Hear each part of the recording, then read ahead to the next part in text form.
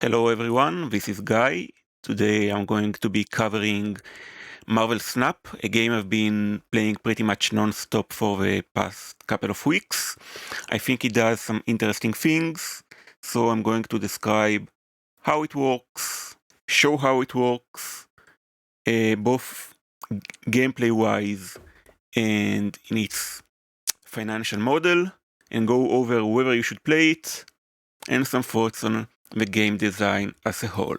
So let's go. I will enable the volume while I showcase the game, but then I will turn it off again just so we could have an easier time conversing. Well, I will be talking and you will be hopefully listening. So let's go. I actually quite enjoy the menu background track that we use. So let's see how this game goes. The game is played over a series of 6 turns. You start with 3 cards in your hand and you draw one each turn. There are 3 locations that you and the opponent fight over. Each location can hold up to 4 cards for each player. You can see there are slots here. Whoever has more power at the end of a game, of a match rather, wins that zone. To win, you need to win 2 out of the 3 zones. If one of the zones is tied and each player wins 1 zone each, then whoever has a higher difference ends up winning the match overall. Each turn you get more and more mana. You begin with 1 mana on the first turn, 2 on the second turn, up to 6 mana on the 6th. And you can spend that. Mana does not carry over between turns. Each card has, as you can see, this is its mana cost. So this card is playable from the second turn onward. And this is its power. These are its abilities. Both players take turns concurrently. You place a card. The opponent does not know where you placed a card and which card you played. And then they reveal simultaneously. Whoever has their username lit up, like that, is the player who will reveal first. Sometimes you wish to reveal first, so, like in this case, to protect the location from destruction before the opponent. Sometimes if you have a card such as this that destroys all strong opponents, you might want to go second. Like in this case, this is actually a perfect example. Had it been an applicable target, I would have wanted him to go first, so I would be able to destroy it before the protection landed. But if they had played the strong card after me, I would have wanted mine to come out second, so I could predict that the card is coming out and then destroy it.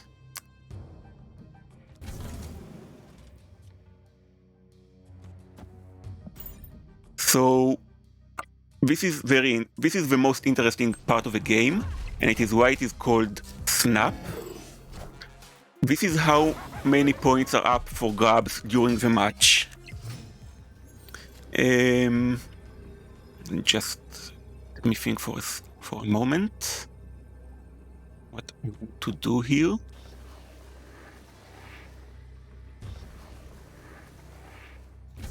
Okay, so if you think, well, I will show. Here I snapped. The match will end and then I will have a bit more time to talk about it. But this is how many cubes we wager. The rank in this game goes from a 0 to 100, or technically an infinite amount. If no player, like if I win this game, I win 8 points. Every 10 points make up a rank. So currently I'm at, like, I believe at rank 112. If I were to lose 8 points, I might fall down to 111. If I gain 8 points, I might go up to 113. I'm just not sure where I am specifically, but my opponent is thinking and planning their turn. I will give this a moment before he ends. This is played in real time. I'm recording this just to show you. Oh, I actually plan to record using a starter deck. But for a moment, let's just look here. Let's see what. I outsmarted my opponent. I won this location with 3 points versus 0. This location with 11 versus 5. And he won the third location, but it didn't quite matter because I got the points. Now let's talk for a moment about how this wager system works. Each match starts with 1 point or 1 cube rather wagered.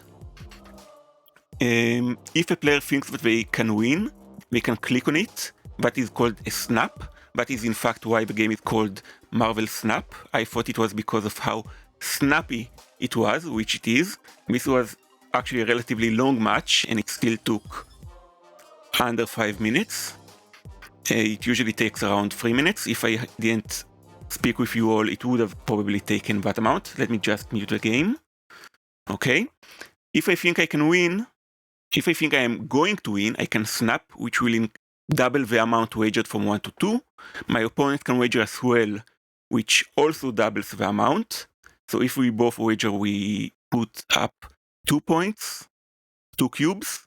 And on the final turn, if we see it through, it gets doubled again. So we wager 1, 2, 4, or 8 cubes at most. Where I am at, people mostly wager 1 or 2 cubes. Lower down the ladder, you will see people go for 8 all the time because they believe they can win when they can't. So let's us collect our rewards. We got 8 points. We went back from 112 to 113 points. These are called boosters. We will discuss this shortly. And each match you get boosters for a random card that that was in your deck this match. Okay, so let's go over everything. This is the collection and the decks. This is an example of a deck that you can use very early on. I guess I should talk about collection levels, but it's a bit of a chicken and egg situation. But this is a deck that you can use after about less than a week of gameplay, even if you want to play for an hour or 2 at most a day, and is perfectly usable up the ladder, even where I am at. Everything over rank 100 is very good. When you start at level 1. Up to level 10, you cannot lose cubes, only gain. And you can't fall below rank 100, which is the max. Once seasons last 1 month, after which you lose 30 ranks rounded to the next floor. So if, for instance, you ended at rank 65, once the month ends, you will go back down to rank 30. And you get rewards for hitting this benchmark. So I am at rank 100, and you can 100% play at rank 100 using only cards that you obtain during your first week of the game. Let's talk for a moment about collection level. Collection level is probably the most confusing yet important aspect of playing the game beyond the game itself. As you level up cards using the boosters and credits, you will climb up this ladder. The order in which you get cards is randomized, but they are collected into pools. For instance, the first pool is up to level 14. So, sorry. You will get these cards guaranteed going from level 1 to 14, actually in this order as well. But onwards, like you see, I got Namor at rank 18 and Carnage at collection level 22, sorry, and Forge at collection level 26. That is randomized. You can get any of the so-called collection level 1 or pool one cards between 18 and 214 in any order. But every time you get a card in this game, it is guaranteed to be a new card, a card you don't have yet. This isn't like Hearthstone, Magic the Gathering, or most games where you open random packs, and especially later on, many of the cards you get are quite likely to be duplicates. Here, every time you get a card, it is 100% guaranteed to be a new card. It is collected into pools so that you could guarantee that everyone who hits collection level 214 is on an equal footing, has the exact same access to cards, because some cards, such as Heimdall, can be integral to certain archetypes, such as Heimdall to move to the move deck, or you might need Doctor Strange as well for the move deck, so I got them quite late, so I was unable to make effective move archetype decks early on. I also got Blade relatively late, so Blade is integral to any discard type deck. So receiving him late also was another example. So you might not be able to play the deck archetype you want as early as you would like, but once you hit collection level 214, you are guaranteed to be at an equal footing with anyone else who is at that same point in their journey.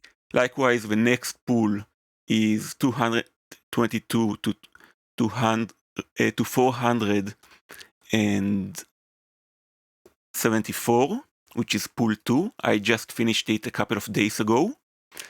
And from pool 486 onward is actually quite different, because that's all the cards.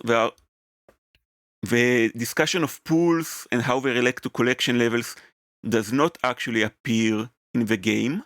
You have to rely on third-party resources to learn this information. In the first two cards you get after hitting pool 3 are guaranteed to be cards. Afterwards, you get collector caches, which have about 50% to contain cards, but there is pity, so you don't go too long again between obtaining new cards. So how do you get collection level? You get daily, weekly, and monthly quests. These give you credits. That's the bigger number at the top. These are every 8 hours you get 2 new daily quests. You can hold up to 6, so you can log in once per day and finish them all. Let me just finish them. I got 50 credits and a bit of Battle Pass experience. That's the smaller figure here. Monthly quests only give you pass experience. Speaking of a pass, this is a monthly Battle Pass. As you can see in many games, some rewards are available for everyone. I upgraded it to the Premium Pass, which gives me more rewards, especially access to some art variants, which we will also discuss, a bit more gold, and access to the new card. The new card gets added in 2 months after the season ends to Pool 5, so it's going to be quite luck dependent for you to get it, and you will have to wait a while. The pass costs $10 a month, which I am quite pleased with paying for how much I enjoy the game. Here I get a reward of 200 credits. So what do we do with the credits? These are your cards.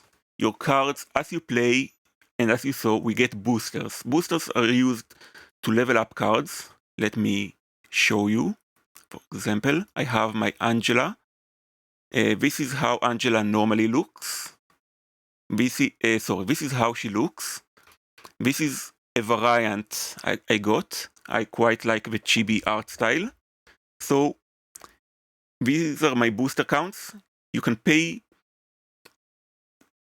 10 times the amount of credits as it. Let me just go to infinity. Infinity is the max level. Once you do it, you also obtain, once you level a card, you get twice as many collection levels as the card level, so to speak. Let's see what's my new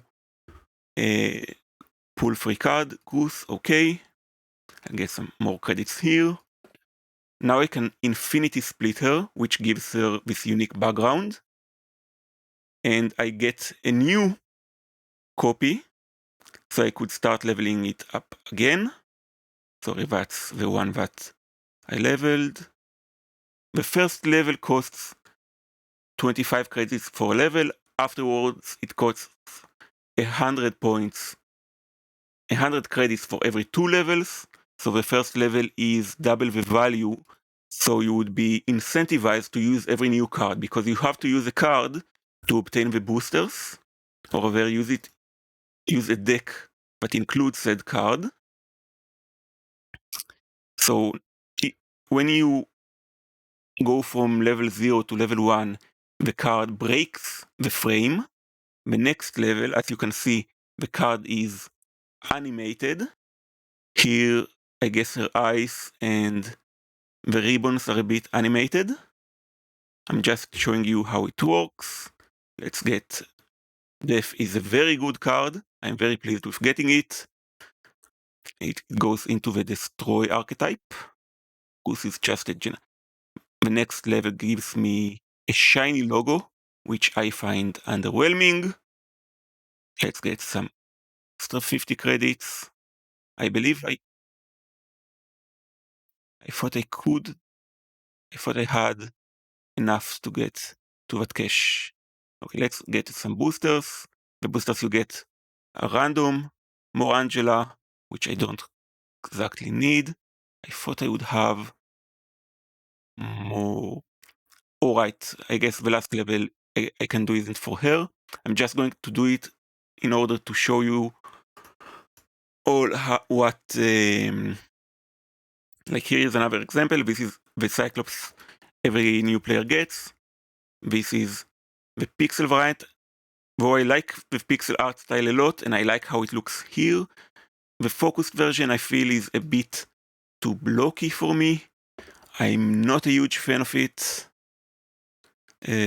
So let's just give Apocalypse an extra level just so we could get our first cache.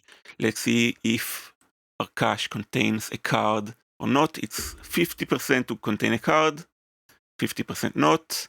I got collector's tokens. Collector's tokens bring us to our next topic. I actually meant to show this a bit earlier, but unfortunately I forgot. This is a welcome bundle. You can get it once per account. This is my regional currency. It costs $3. In terms of value, it's fine. This costs $30. I got it for $20 because they accidentally listed it for $10 off for the first bit. I really like the X-Men show in the 90s was a really big influence on me and in my introduction to comics, so I got it. This bundle that you can buy with gold, a lot of gold, is available once you hit level 500, because any bundle that gives you collector tokens only shows up once you hit collection level 500. That reminds me, when you start playing, you will not see the monthly season pass. You will have a unique new player pass that has 20 levels. Once you finish it, which doesn't take long, you will graduate to the pass that everyone else has. In missions, by the way, these unlock over the month. I finished them all in 3 days at the end of the month, so it really is no big deal, though it did take a bit of grinding. Let's talk a bit about monetization. You can use gold to buy credits. Credits are again what is used to progress for the game. You get 1.25 gold credit per gold you spend. I do not recommend using this at all. You get 50 credits per day for free.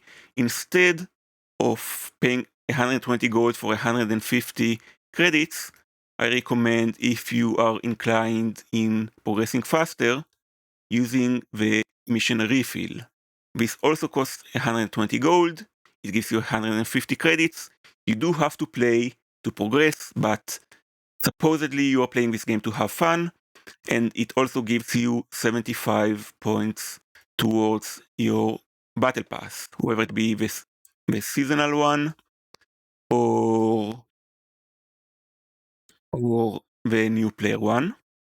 Let's talk about the gold prices. The main usage of gold is to buy gold-only bundles and cosmetics.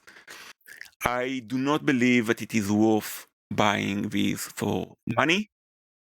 This would be 700 is the $10 equivalent of your original currency, and 8,000 for $100, so it does get more efficient, so to speak, as you go up. This is a trap. I truly believe we should remove it from the game. You pay extra credits to replace the boosters you would need to level up the cards that you don't have boosters. But again, just play with the cards. Let me show you an example of like cards I used a lot. I still have 178 boosters for her, 356 boosters for Jessica Jones. You need 230 to get a card to infinite. 350 boosters is enough to get 70 levels of collections. There is absolutely no reason to ever buy these. These are traps. Each day you will be offered cards variants that you can buy for gold. If you like any, do get them. It's the only the uses for gold are either progressing or cosmetics. If you see something that you really like I'm considering getting this, but I probably won't because I don't enjoy this card that much. I would pay 700 gold for it. Early on, it is also a nice source. A variant is a different card, so to speak, so you can level it at least for a first level again, helping you progress a bit faster. This is Token Shop, allows players who are at pool 3 and onward, because there are so many cards in that region that you can try to pin a card. Like if I pin a card, it won't rotate. Otherwise, it rotates every 8 hours.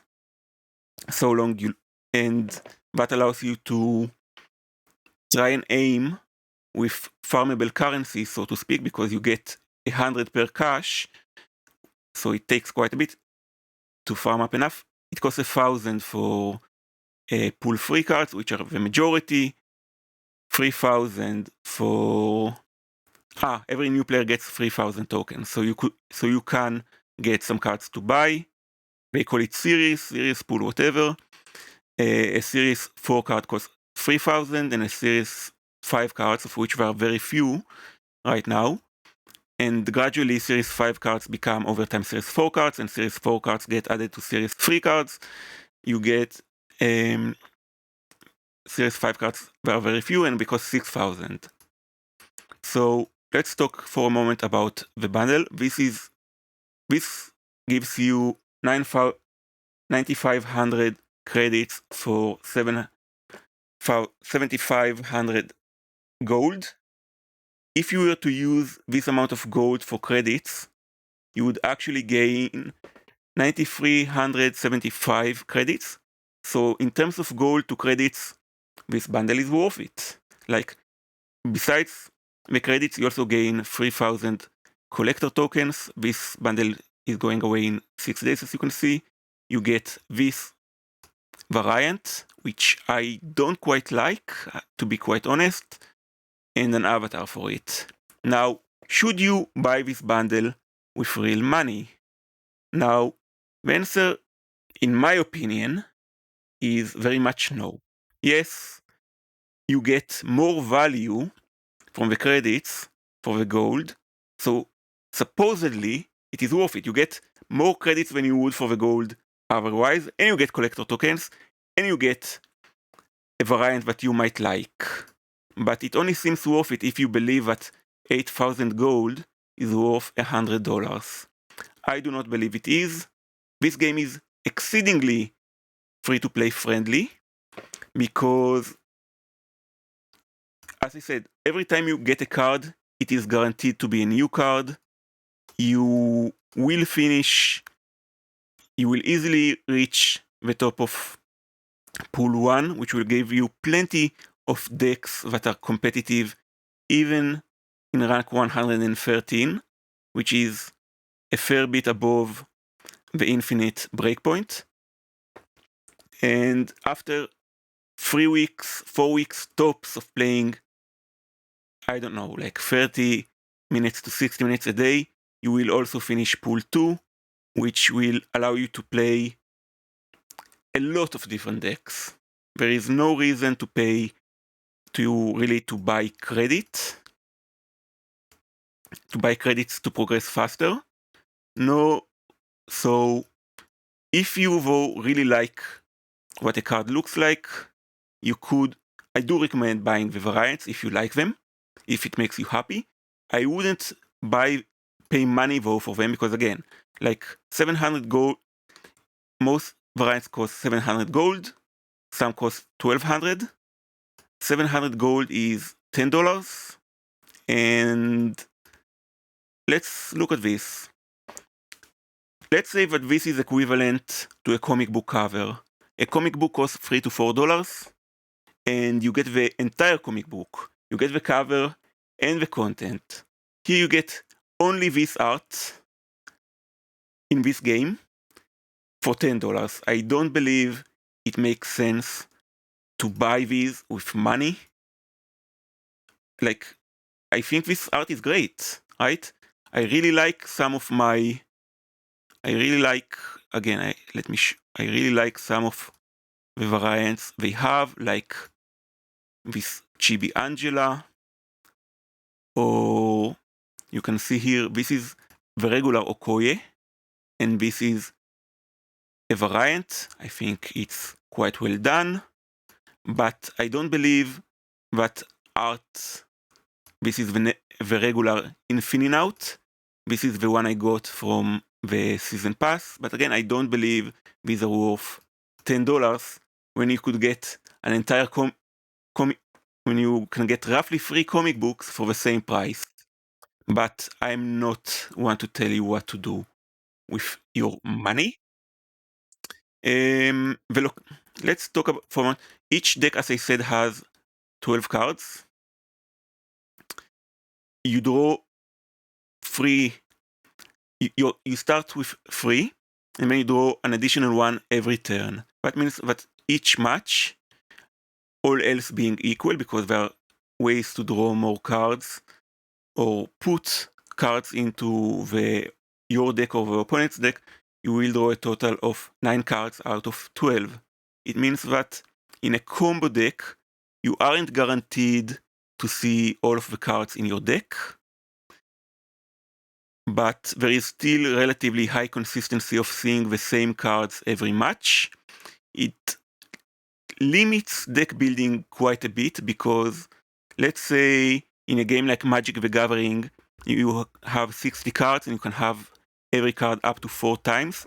Even the mere act of using a card 3 times instead of 4 reduces your consistency and increases the skill cap of your deck, but also gives you more cards that can fit more situations. Some cards you might want to have only like 1 or 2 copies of, and it is a decision. It is something that you can perform extensive testing for.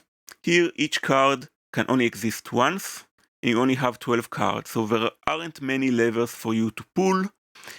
Also, this game follows the trend Hearthstone set, where you know your mana curve. You will always have 1 mana on turn 1, you will always have 2 mana on turn 2, and you will always finish with 6 mana. There are very few things. There is exactly 1 card I can think of that gives you 1 more permanent mana, There are some locations that give you more mana on the turn they reveal.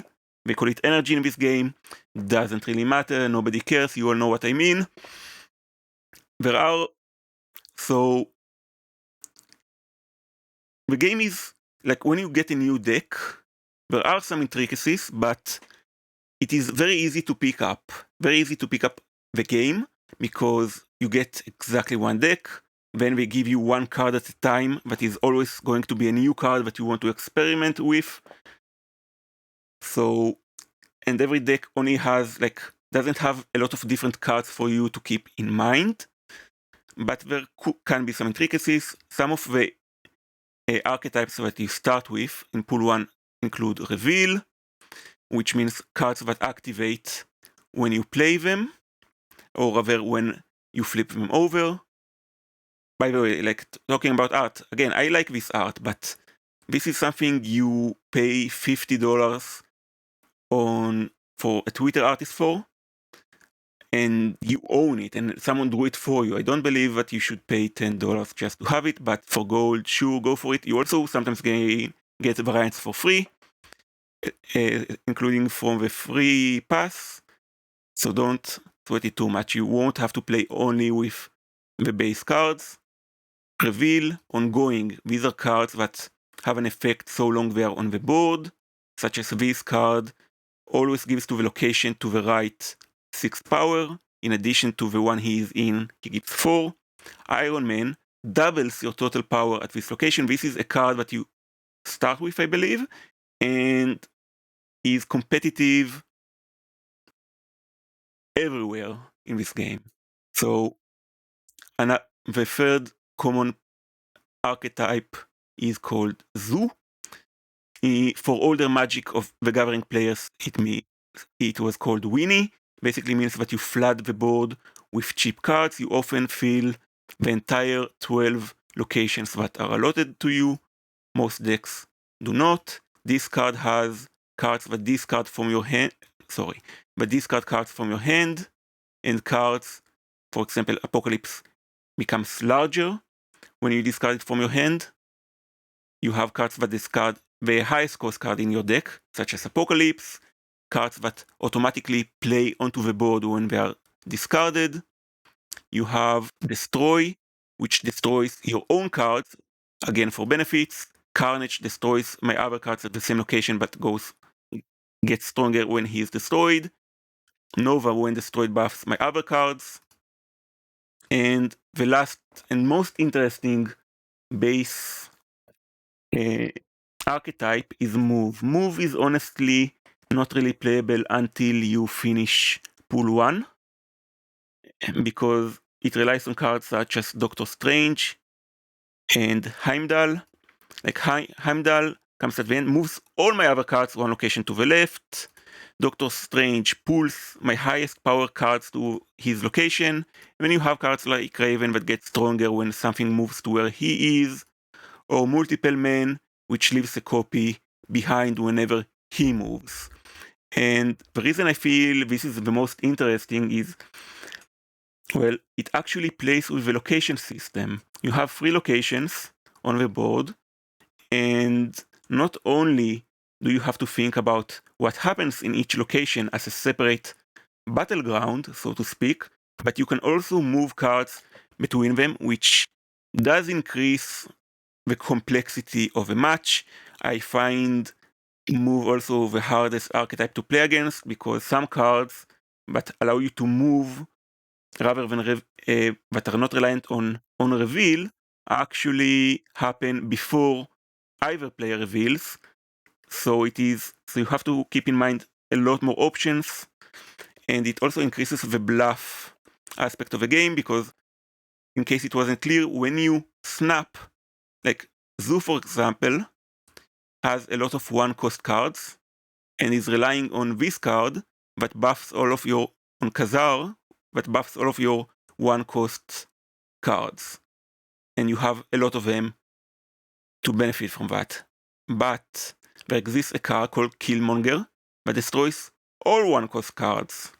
So let's say I play a Zoo deck, we reach turn 6, and my opponent snaps. I assume he has Killmonger, and I will just concede because if he plays Killmonger, I instantly lose. This deck can't handle it at all. So even if you lose, sometimes if you snap, especially higher on, then you can bluff. Some people will concede whether you have a card or not. They would rather not take the risk because, well, it's easier to make up one lost point here and there than, say, get smashed for 4, because if the opponent snapped and you see the match 4, you lose at a minimum of 4 cubes. Speaking of which, let's talk a bit about how they designed the ladder and some of my thoughts about that in terms of game design. Up to level 10, I believe you play only bots and you can't lose points. So it's basically guaranteed that you will get the snap card back and some credits to start you through. From level 10 to 50, many if not most of your opponents will be bots. I did notice that, as I said to my friend who also plays the game, around level 52 I started feeling as if I'm facing actual people that make decisions. I still won the vast majority of my matches. The first time I hit 55 to 60 was a bit rough because I did it in the last couple of hours before the season reset, and everyone wanted to hit the next breakpoint. Around level 72, I started facing opponents that had much better decks. They say that they match you based on your opponents that have roughly the same collection level as you do, and they should also supposedly match you against people roughly around the same rank, but it is not quite true. When I was level 72, I faced opponents that had the Herald of Galactus title, which means they already were infinite. You can't fall below infinite, so maybe they were just trolling until they fell down, but I don't feel that is the case.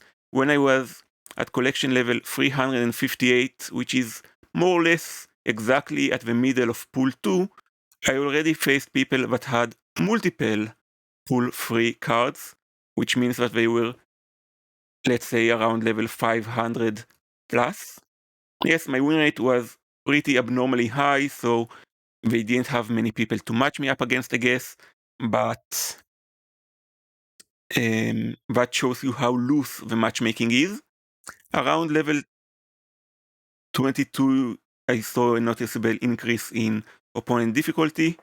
Opponents around level 72 started surprising me with their plays a bit more and making strong plays that had them win the match, not just because I didn't know the card or misplayed myself, but as I said, some of them were infinite players. Around level 102, I noticed an increase in how long it took me to match with opponents, and players are much more likely to concede when an opponent snaps. People here are playing much more seriously.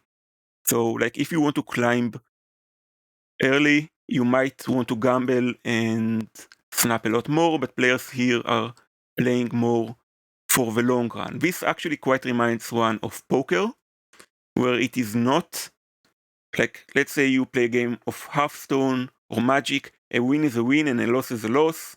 They are generally worth the same. Here you can make a win or a loss be worth more. So the question is how sure you are, because you want to maximize your gains over time. I feel I definitely have thoughts about this. I like up to around Infinite 102.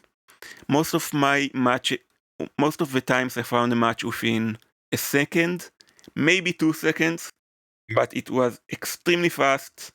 I believe that they should reduce bots almost entirely above rank 30, because it's not interesting to play against bots. As I said, only here, like, only when you start playing against people, it starts feeling like an actual game.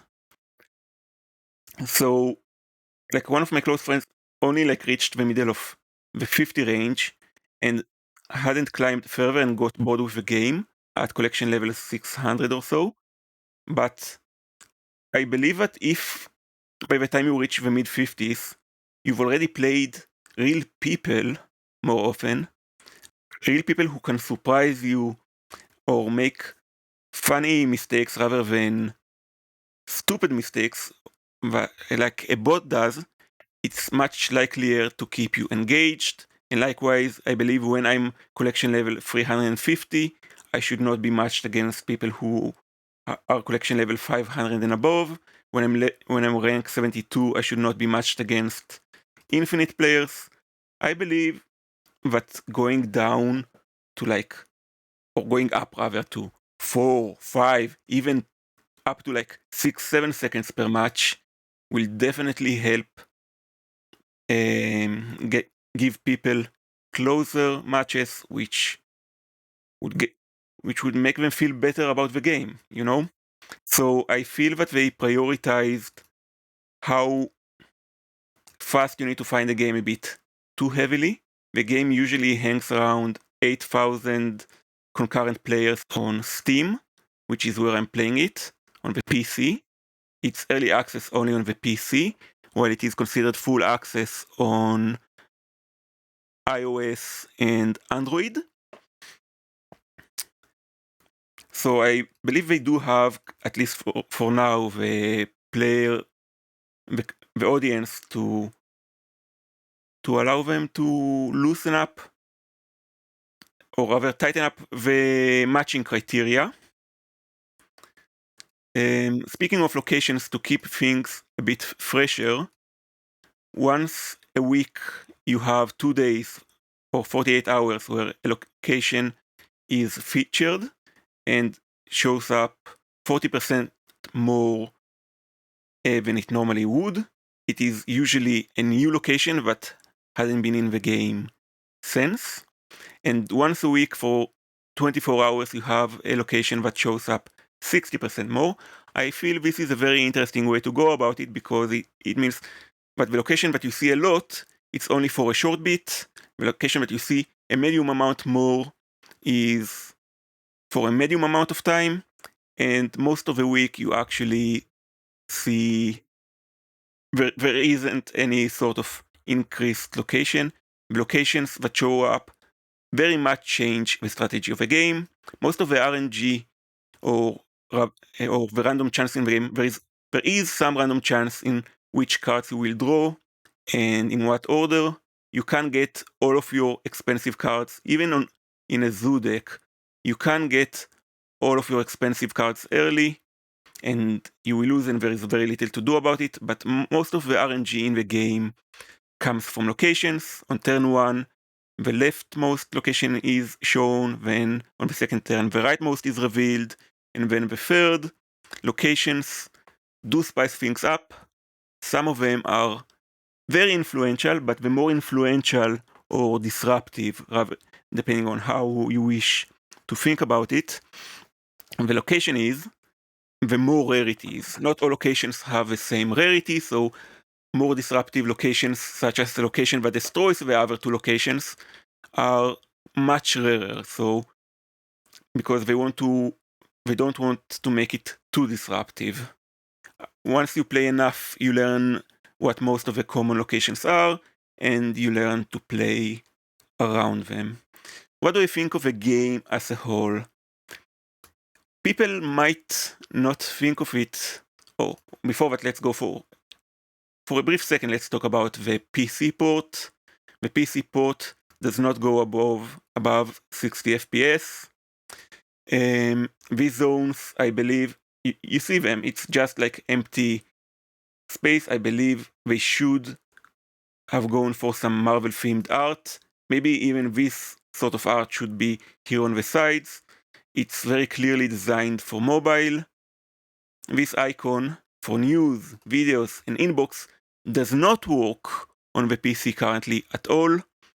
and it, like, right now there is the hero event where you get some credits, some gold, and let me find her. The storm variant. This storm variant, this is the default, for free, but you have to log in to your account on mobile to obtain it right now, which is another thing missing from the PC version and why it is marked to be in early access. Right now, the game does not have unranked mode, so if you play meme decks, you might lose some progress, but thankfully you can concede early rather than lose many of your cubes. There is no ability to challenge your friends, which also means there is currently no way to make tournaments. They are saying that they are working on this and it is their next goal. I am eagerly awaiting that. Was there anything else I wanted to say before my thoughts on the game as a whole? Okay, the game as a whole. Many people might not think about it, but games such as Hearthstone, Magic the Gathering are in a way puzzle games. Puzzle games with introduced RNG, again random chance, and hidden information. You don't know what cards are in your opponent's hand. You don't know what cards they have in their deck. In this game, you also don't know what the locations are until they reveal, and you don't know where the opponent will play their cards. You don't know who will have priority next turn. That is the other big RNG element in this game, which I think, like, if you don't go first in any turn on the last 3 turns, it can lose you the game. Likewise, if you don't go second, depending on the matchup, and it seems entirely random, and I do wish that there was at least some way to know for future turns who would be, or to normalize it in some way a bit better, but I guess it keeps an element of surprise going. So I believe that card games are a puzzle game. Each turn you try to find, especially you try to find the optimal solution, so to speak, for that turn. This element is even enhanced, I believe, in Marvel Snap relative to most CCGs, because rather than each player having a health pool that you need to bring down, like in most such games, and this can take 4 turns in the case of aggressive decks across in many games such as Hearthstone, Magic, or Shadowverse, to name just a few. To, let's say, a control match in Magic the Gathering can take easily like 30 to 40 minutes. And I've had Hearthstone matches take over 20 minutes for a single match of a control versus control game. Here you have 6 turns, and 6 turns only. That element of the twin elements of the limited space you have in each location, and the limited amount of turns, as well as the limited amount of cards, very limited amount of cards in each deck, make it feel like very much a puzzle game. I do feel that the variance, even though there's enough consistency, but you will see mostly the same cards in most matches, the variance in the order in which they come, the locations, your opponents, and how all of these interact, I still believe that it still feels as if the puzzle is different enough for me to try playing it enough times, but the feeling of just one more time has been ongoing for me. I've played the game up to now for roughly 11 days. On my first, I reached level 60 after, after 3 days. and when I got reset to level 30, I hit level or rank 100 after 8 days and 8 hours of playing the game, but I grinded the game. Oh, right. Speaking of which, grinding the game does not give you collection levels. It gives you a very, very little amount of battle pass progress. So unlike other games where you might play non-stop to gain more currency to progress faster, I've been playing this much because according to Steam, I've been playing the game for 93 hours. Whew, since the 11 p.m. on the 3rd, and now we're on the evening on the now we're on the for just after midnight on the 15th. I've been playing this game so much just because I've been enjoying it. Like I play, and then like I wake up and I play some games, and then I play some more games before going to eat, or between or let's say I'm doing something, I just open it up to play a game or two, and sometimes it ends up being an hour or two or 10 hours. This game is very, like on mobile, would I suggest, do I think this game is worth your time? Very much so, especially if you are looking for a game to play on your mobile device. It's a brain teaser. It gives you enough to think about. It's quick, like you're not going to get into a 15-minute match, which can happen in Hearthstone. You're going to get a quick, breezy brain workout. It's fun. Do I believe it's worth your money? I believe a monthly pass is worth it at $10. Again, it depends on where you live, and I want to support this gaming company. I do not believe that you should be buying gold with money, because I do not believe that, like, compare this to a comic book cover or to a League of Legends skin, which for $10 gives you so much more. Nor do I believe you should pay to progress, because even though, as I said, their matchmaking is a bit lax, you are generally matched against people with similar collection level to you. So when you get more credits to progress more, you will also face equally, let's say, opponents of equal account levels. So you're leveling up, but you're also going to face tougher opponents.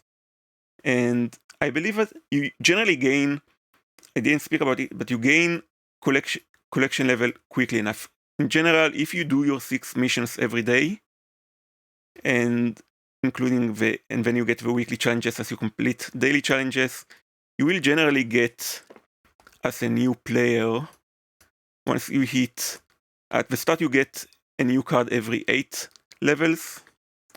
It's 6, then 8, then 12. I do believe that in pool 2, instead of every 12 levels at the top end, it should be every 10 levels, but you generally get 10 levels a day on averaged throughout a week.